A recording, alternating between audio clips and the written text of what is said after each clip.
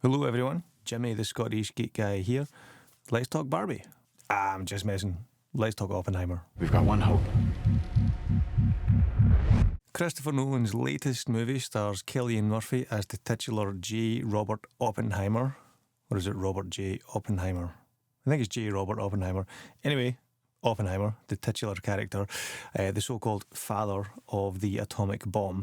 This is Nolan's first movie since 2020's Tenet, a movie that I think it's fair to say divided critics and audiences alike. As always, this is a relatively spoiler-free review, but if you want to go and see Oppenheimer completely cold, maybe pause this review, go and watch the movie, come back and watch this and let me know what you think in the comments. In contrast to Nolan's last couple of movies, the narrative for Oppenheimer is relatively straightforward. Well, relatively. There's two distinct concurrent timelines that run through Oppenheimer. Pre-bomb and post-bomb, we'll call them. The second half, actually, the post-bomb timeline is kind of split into two, but more on that later. In the pre-bomb timeline, we find a young Oppenheimer studying in England. He studies in Germany, and he eventually makes his way back to America, where he works as a professor at a university. Can't remember which one, but while he's at this university, while he's professing, he's approached by Matt Damon's General Groves, I think is his name. Anyway, Matt Damon approaches Cillian Murphy's Oppenheimer to help him with the Manhattan Project, which is the code name for the atomic bomb project during World War II. Cillian Murphy accepts and they get to work building the bomb.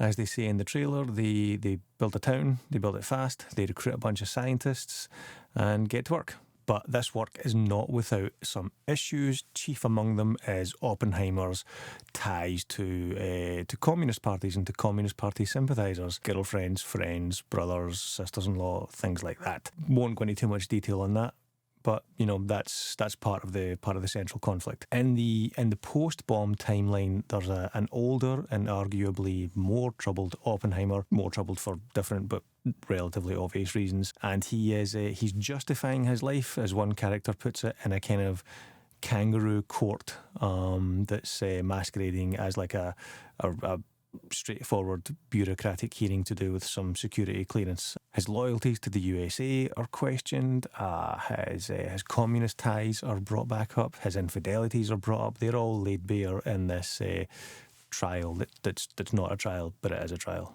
But it's not a trial, but it is a trial. Both the pre-bomb timeline and post-bomb colour timelines are directly from the point of view of Oppenheimer. They're from his mind. It's what he sees. It's not exactly like a through the eyes first person type point of view, but it's as close to that as you would get. Everything in the colour timelines, pre and post bomb, are very much Oppenheimer's experiences, 100% subjectively.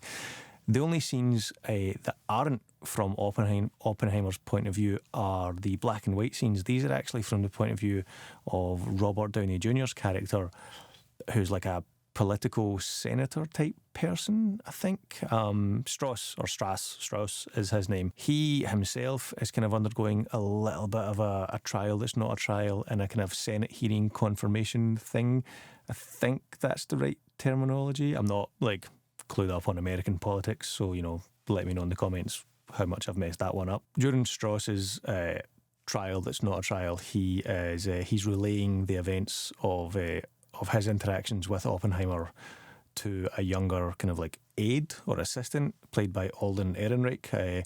Great to see him in a big movie again. Kind of feel like he got shafted with Solo a little bit, but he's a fantastic actor and it's great to see him in this. That's essentially the story. There's a vast supporting cast in this movie. Too many to go into specifics about. To name but a few, you've got Emily Blunt, Josh Hartnett, Kenneth Branagh pops in for a scene or two, Florence Pugh is there as well. I wouldn't go so far as to say it's an ensemble movie, because it really is the Cillian Murphy show, and for good reason, but he's surrounded by a dozen or more brilliant actors playing quite interesting characters. But as I said, this is Cillian Murphy's movie, and I wouldn't be surprised if come award season he cleans up. I also wouldn't be surprised if Robert Downey Jr. gets a supporting actor nomination at come award season time will tell. It's not just the cast that's fantastic in this movie. The visuals, as with most Nolan movies, are spectacular as well. And a sub to the channel would be spectacular, so hit that subscribe button if you haven't already. You might be aware that this movie was shot with IMAX film cameras, and there's a few different versions of this movie that you can see in the cinemas. I'm not going to go into too much detail in this video on that. I actually have a separate video about that should be live by the time you're watching this. I'll link to it below and put one of the wee card thingies up here wherever they go. But whichever one of these you choose to see, it's a stunning movie. It's a visually stunning movie. With it being very much a subjective from one character's point of view movie, there's lots of dramatic close-ups on people's faces, particularly on Cillian Murphy's face, with the background just kind of blurring and drifting out of focus. It's great use of shallow depth of field for my fellow camera nerds out there. The immersion and the quality, the scope and the scale of this movie really is amazing. It really draws you in to the story and to the mind of the main character who we're following, of Oppenheimer. The score and the sound design as well are top notch. Ludwig Göransson, apologies for butchering that name, is on composer duties for this movie, as he was for Tenet once again. Possibly more famous for the Mandalorian score and for the Black Panther score, but yeah, he does an amazing job on this score. I actually, just before I recorded this video, I pre-ordered the vinyl soundtrack from, I think, Mondo Records had it on sale. Anyway, I've pre-ordered it because that's pretty fantastic. The sound design as well is amazing, not just in the big explosion scenes, but like the small scenes, like, you know, glasses clinking, raindrops falling. It all comes together to paint the picture of what's going on inside Oppenheimer's head, and it really does a great job of that. As with quite a few recent Nolan movies, the sound mix itself, there are some scenes where the dialogue is difficult to hear. I know that's been a complaint for a few Nolan movies. I'm not going to get into that argument as to why that is, but just as a moviegoer, there were a couple of scenes that I couldn't properly make out the dialogue, and, you know, why? Just let us hear the dialogue. That's all we're asking for. Everything else is great, just let us hear the dialogue. The pace. This is a 3-hour movie, I think, including the credits. I think it's like exactly 3 hours, or maybe 3 hours and 2 minutes. But it doesn't feel like it. It's 3 hours, but it's 3 hours of relatively short, very tightly edited, snappy paced scenes. So it zips along at a really fast pace, especially in the first half of the movie. It really just zips along. There's no wasted energy. There's no wasted scenes at all. It is a little bit slower paced in the second half, but like not in a negative way. It just, the whole 3 hours, there's no boring parts in this movie. It really holds your attention throughout the entire runtime. As I said, even the post bomb kind of courtroom scenes are quite fast paced and quite tense. Speaking of tense, the tension in this movie, it just builds and builds and builds and builds and builds to the point where, you know, there's an explosion. Spoilers. CGI. I don't think there's any CGI in this movie. I'm sure I read that they did an explosion for real. There maybe was some CGI, maybe some shots were augmented with CGI, but in a year plagued with questionable CGI, Flash, Indiana Jones, it's nice to see a movie that doesn't rely on CGI and perhaps doesn't even have any CGI in it. So that's a nice, refreshing change.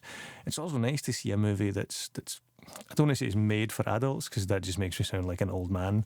But it's nice to see a movie that's a 15 and not a 12A, and it's not just catering towards teenagers. It's a grown-up movie for grown-up people. I'm not sure what it is in the States, but in the UK, it's a 15, and that's nice to see. So yeah, the cast, the visuals, the sounds, the writing, the directing, everyone brought their A game in this movie. It's really good. I'm going to go with an 8 out of 10 for this one. I did think about a 9 out of 10, but yeah, going to settled on an 8 out of 10. It's very, very good. And as I said, I won't be surprised if it cleans up come award season. So that's us, folks. Thanks for watching. If you want to hear my thoughts on the different versions of Oppenheimer that are playing in cinemas, you can click here, and I will see you in the next video.